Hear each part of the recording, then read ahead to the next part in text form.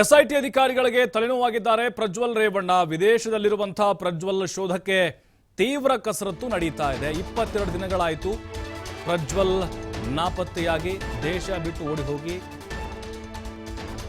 But ಈಗ SIT ಅಧಿಕಾರಿಗಳಿಗೆ ತೀವ್ರವಾದಂತಹ ತಲೆನೋವನ್ನು ತಂದಿಟ್ಟಿದೆ. ಈಗ ಹಾಗಾಗಿ ಏನ್ ಮಾಡಿದ್ದಾರೆ ಪ್ಲಾನ್ ಅಂತ ಹೇಳಿದ್ರೆ, ಆರ್ಥಿಕವಾಗಿ ಕಟ್ಟಿ ಹಾಕೋದಕ್ಕೆ ಬೆಂಗಳೂರಿನಿಂದ ಪ್ರಜ್ವಲ್ ಅಕೌಂಟ್ಗೆ ಲಕ್ಷಾಂತರ ರೂಪಾಯಿ ಹಣ ವರ್ಗಾವಣೆ ಆಗ್ತಿದೆ ಅನ್ನುವಂಥ ಅನುಮಾನ ಇದೆ.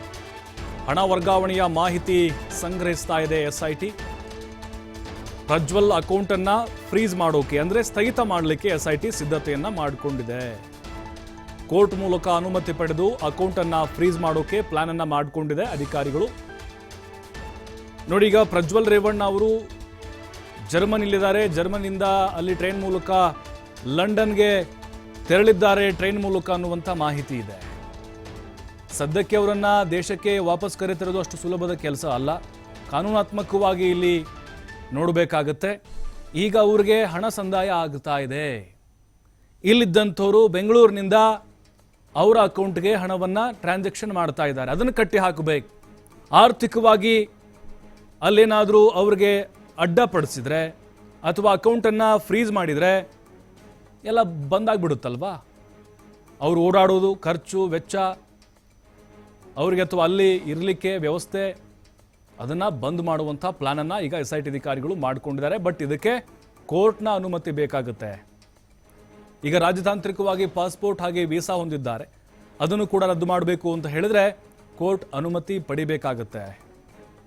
ಇದೆಲ್ಲ ಕಾರಣವೂ ಕೂಡ ಎಸ್ಐಟಿ ಅಧಿಕಾರಿಗಳಿಗೆ ತುಂಬ ತಲೆನೋವಾಗ್ತಾ ಇದೆ. ಚಾರ್ಜ್ ಶೀಟನ್ನು ಸಲ್ಲಿಕೆ ಮಾಡಿದ ಮೇಲೆ ಕೋರ್ಟ್ಗೆ ಅವಕಾಶ ಸಿಗುವಂಥ ಸಾಧ್ಯತೆಗಳಿರ್ತವೆ.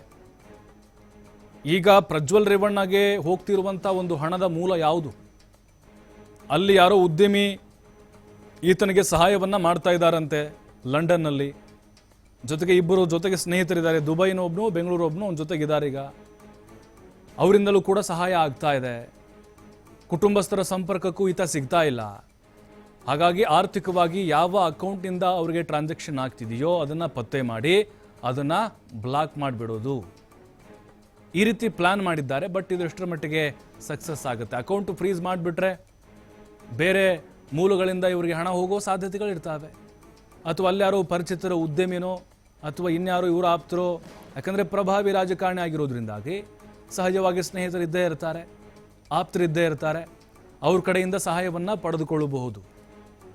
ಇಂಟರ್ಪೋಲ್ ಅಧಿಕಾರಿಗಳಿಗೂ ಕೂಡ ಇದು ಒಂದು ರೀತಿ ಸಂಕಷ್ಟವನ್ನು ತಂದೊಡ್ತಾ ಇದೆ. CBI ಮೂಲಕ ಇಂಟರ್ಪೋಲ್ನವ್ರನ್ನ ಸಂಪರ್ಕ ಮಾಡಿದರೂ ಕೂಡ ಪ್ರಜ್ವಲ್ ರೇವಣ್ಣ ಅವ್ರನ್ನ ಪತ್ತೆ ಹಚ್ಚುವಂಥ ಕೆಲಸ ಆಗ್ತಾ ಇಲ್ಲ. 22 ದಿನಗಳಾದರೂ ಕೂಡ ಈಗ ಹಣ ವರ್ಗಾವಣೆ ಆಗ್ತಾ ಇದೆ, ಮಾಹಿತಿ ಸಿಕ್ಕಿದೆ. ಓಕೆ, ಅಕೌಂಟನ್ನು ಫ್ರೀಸ್ ಮಾಡಿದರೆ ಒಂದು ಹಂತದಲ್ಲಿ ಅವ್ರನ್ನ ಕಟ್ಟಿ ಹಾಕ್ಬೋದು.